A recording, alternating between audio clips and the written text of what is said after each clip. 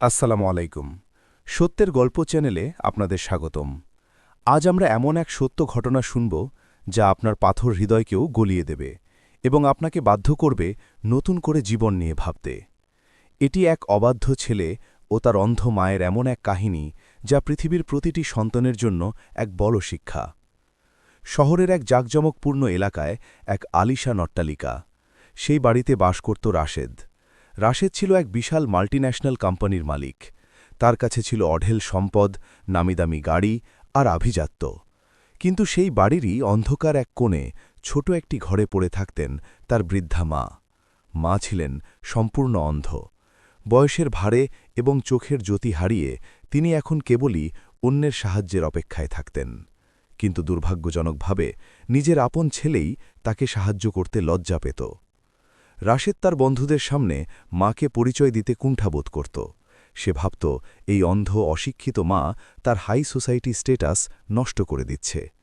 মা প্রতিদিন ছেলের জন্য অপেক্ষা করতেন, ভাবতেন খোকা এসে একবার তার কপালে হাত রাখবে, একটু কথা বলবে। কিন্তু রাশেদ তার রুমের সামনে দিয়ে যাওয়ার সময়ও একবার উকি দিয়ে দেখত না। মায়ের অপরাধ ছিল একটাই, তিনি অন্ধ এবং তিনি তার ছেলের আধুনিক জীবনের সাথে খাপ খাওয়াতে পারছিলেন না। একদিন রাশেদ তার বাসায় এক বিশাল বিজনেস পার্টির আয়োজন করল। শহরের নামিদামি সব ব্যবসায়ী আর প্রভাবশালীরা আমন্ত্রিত ছিলেন। চারদিকে আলোকসজ্জা আর গানের বাজনা। ড্রয়িং রুম ছিল মেহমানে ঠাসা। ঠিক সেই সময় মা ভুলপুরে তার লাঠি নিয়ে ড্রয়িং রুমের দরজায় চলে এলেন। তিনি হয়তো ছেলের গলার আওয়াজ শুনে এগিয়ে এসেছিলেন। মা অন্ধ হওয়ার কারণে বুঝতে পারেননি সেখানে কত মানুষ। যখন রাশেদ তার বিদেশি ক্লায়েন্টদের সাথে কথা বলছিল, ঠিক তখনই তার মা এসে তার হাত ধরলেন। মা মৃদু স্বরে ডাকলেন, খোকা, তুই কি এখানে? রাশেদ সবার সামনে প্রচণ্ড বিব্রত বোধ করল। তার রাগের সীমা রইল না। সে সবার সামনে তার বৃদ্ধা মাকে ধাক্কা দিয়ে সরিয়ে দিল এবং চিৎকার করে বলল, তোমাকে কতবার বলেছি এই ঘর থেকে বের হবে না? কেন আসো বারবার আমার সামনে? মা কিছুই বললেন না, শুধু কাঁপতে কাঁপতে দেয়াল ধরে ধরে নিজের অন্ধকার ঘরে ফিরে গেলেন। তার চোখ থেকে অঝরে পানি পড়ছিল, কিন্তু মুখে কোনো অভিযোগ ছিল না। সেই রাতেই রাশেদ এক ভয়াবহ দুঃস্বপ্ন দেখে আটকে উঠল। সে দেখল সে এক বিশাল তপ্ত মরুভূমিতে একা দাঁড়িয়ে আছে। তৃষ্ণায় তার বুক ফেটে যাচ্ছে, কিন্তু কেউ তাকে এক ফোঁটা পানি দিচ্ছে না। সে বাঁচার জন্য চিৎকার করছে, কিন্তু চারদিকে শুধু হাহাকার। পরদিন সকালেই তার জীবনের দুঃস্বপ্ন বাস্তবে রূপ নিতে শুরু করল। খবর এলো তার বড় একটি ডিল বাতিল হয়ে গেছে এবং তার কোম্পানিতে বড় ধরনের জালিয়াতি ধরা পড়েছে। কয়েকদিনের মধ্যেই রাশেদ তার প্রায় সমস্ত সম্পদ হারিয়ে নিঃস্ব হয়ে গেল। তার তথাকথিত ভিআইপি বন্ধুবান্ধব এবং ক্লায়েন্টরা বিপদের সময় এক এক করে মুখ ফিরিয়ে নিল। রাশেদ যখন নিজের খালি ঘরে একা বসে নিজের ব্যর্থতার কথা ভেবে কাঁদছিল, তখন সে লক্ষ্য করল পাশের ঘর থেকে তার মায়ের কান্নার শব্দ ভেসে আসছে।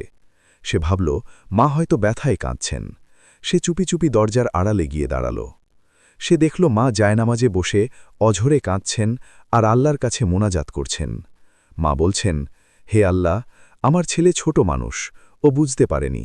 ওর সব গুনাহ তুমি মাফ করে দাও।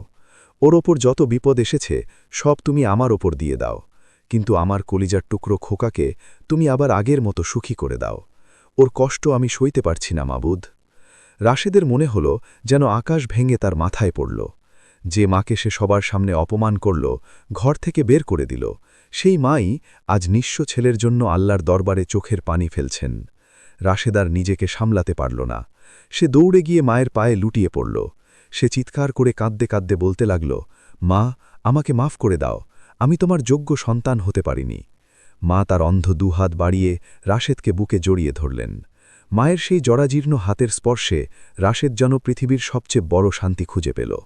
মা কপালে চুমু খেয়ে বললেন, পাগল ছেলে, মায়ের মন কি কখনো সন্তানের ওপর রাগ করে থাকে? আমি তো জানি তুই একদিন ঠিকই ফিরে আসবি।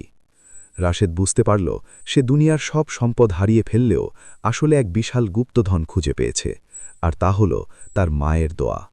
মায়ের সেই আন্তরিক দোয়ার বরকতে রাশেদের জীবন আবার ঘুরে দাঁড়াতে শুরু করল। কিন্তু এবার তার মনে ছিল প্রশান্তি এবং ঈমানের নূর।